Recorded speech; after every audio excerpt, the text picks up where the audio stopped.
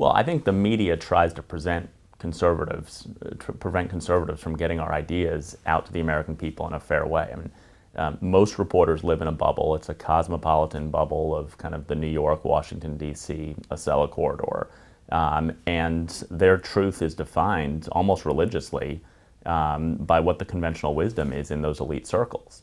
And a lot of what conservatives are fighting for are things that don't get talked about at Manhattan cocktail parties. And so the media almost doesn't even know how to fairly report. I think one of the lessons that conservatives can take from that is that conflict is our way to force the media to actually present our side of the equation. If we're just going into back rooms, if we're just going into a kind of closed door meeting with leadership on Capitol Hill, the media is never going to present our side. If we actually start a smart conflict, it forces the media to put our ideas out there.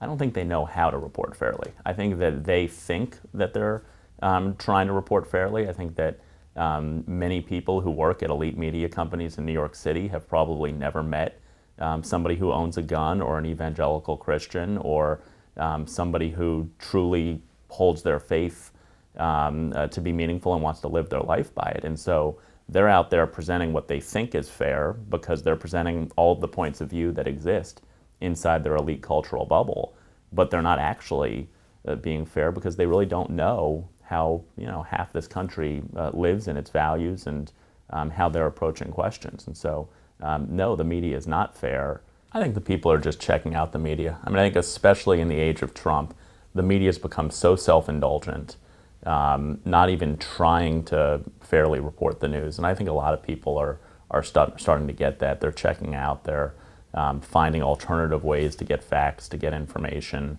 They're getting it from their friends over social media.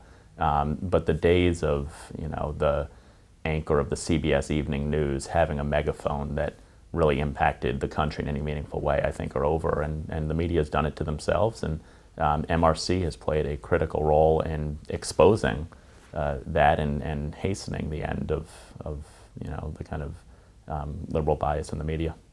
To start off, I mean, we're too fragmented as a society right now, where it's just not the same as 50 years ago when there's 3 networks and people are forced to watch that. Now people can check out of the news or watch cable news, or some people still watch the kind of legacy networks.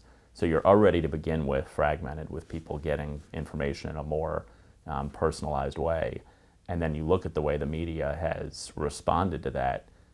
Not by trying to understand where the country is, not by trying to bring us together, but instead to lecture, to, Hillary was the one who said that half the country is deplorable, but most of the mainstream media agreed with her. And so there hasn't even been that attempt at kind of being part of a civic reawakening and bring the country together. I think that's what's caused the demise of the big 3.